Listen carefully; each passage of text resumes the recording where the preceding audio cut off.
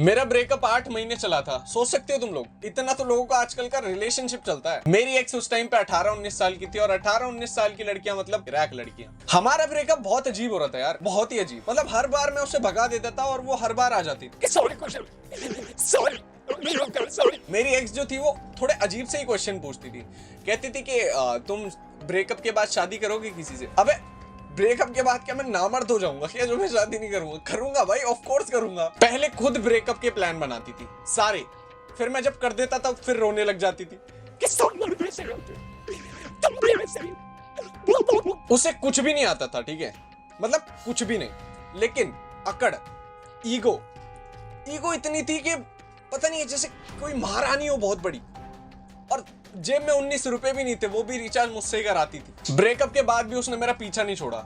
जहां भी मिल जाती थी, तू ही ऐसा है, तू ही वैसा है, तू ही ऐसा है, तू ही मोटा है। अब खुद 90 किलो की थी ये, और मेरे ऊपर चढ़ जाती थी, मेरी सांसें रुक जाती थी भाई। वो मुझे बोलती थी कि कुशल मुझे IPS बनना है, और मैं कहता था ये सब करके बनेगी।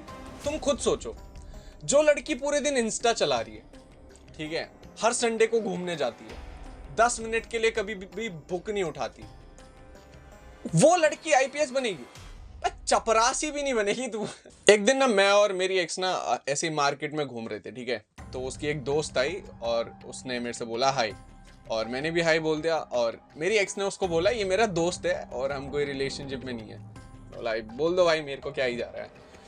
तो उसकी दोस्त ने ना मेरे को कहीं से मेरी ID वाईडी ढूंढ के फॉलो कर लिया, और वो मेरे को मैसेजेस भेज रही है, हाय हेलो ये वो, और मैं कोई रिप्लाई नहीं देता था, ठीक है।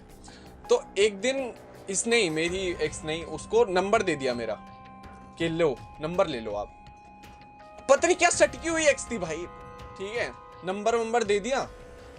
अब ये मैसेज करती थी, कॉल वॉल करती थी, मैं कोई जवाब ही नहीं देता, थोड़ा बहुत जवाब दे दिया हेलो हाय करके, खत्म। अब मेरी एक्स एक दिन आई मेरे पास, कहती कुशल तुम्हें शर्म नहीं आती है? कैसे हो तुम? कोई लड़की तुम्हें मैसेज कर रही है, तुमसे पूछ रही है, तुम्हारा इतना ईगो है तुम उसको जवाब भी नहीं दे सकते। और मैं कहता कि यार भाई मेरे को नहीं देना है जवाब, मेरे को बस मेरी बंदी से बात करनी है, बाकी मेरे को किसी से करनी ही नहीं है, मेरे को कोई इंटरेस्ट ही नहीं है किसी से करने में। नहीं तुम करो उससे बात, उसको जवाब दो। ठीक है भाई कर लूंगा। अब उसका एक दिन मेरे पास आया कॉल, और मैंने 1 घंटे बात करी, 1 घंटे बात करी, सारी बातें कर दी। फिर अगले दिन बंदी ने मेरे को प्रपोज कर दिया सुबह। मैंने बोला आप रुको, मैं आपको शाम तक रिप्लाई दूंगा इसका। मैंने दिन में अपनी बंदी को किया कॉल, मैंने बोला कि आपने जिसका नंबर दिया था ना, आपने जिसको मेरा नंबर दिया था और जिससे बात करने को कहा था, मैंने बात करी उससे कल, और उसने अभी मेरे को प्रपोज कर दिया, और अब मैं उसके साथ ही रिलेशनशिप में आ जाता हूँ, आप अपना पत्ता साफ कर लीजिए। फिर रोने लग गई।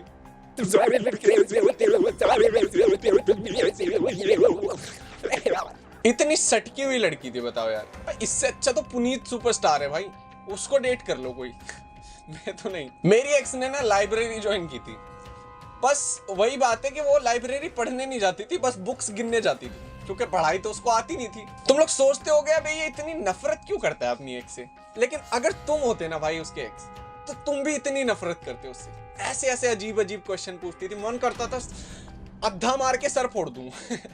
इतना इरिटेट करती थी ना, इतना इरिटेट भाई, क्या क्या लड़की है भाई, क्या लड़की है। उसको ऐसा लगता था कि बस मैं ही हूं जो हूं, बाकी सब तो चीनी कम है। पर उसको क्या पता कि वही कड़वी थी। कड़वी बोला है मैंने, कड़वी।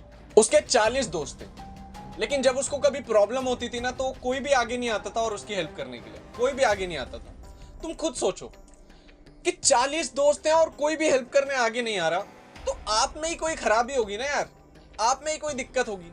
और ये दिक्कत मुझे थोड़ी लेट दिखाई दी, लेकिन यार अब मैं जो भी कहूं, मतलब वो जैसी भी थी खराब ही थी यार। Bye bye.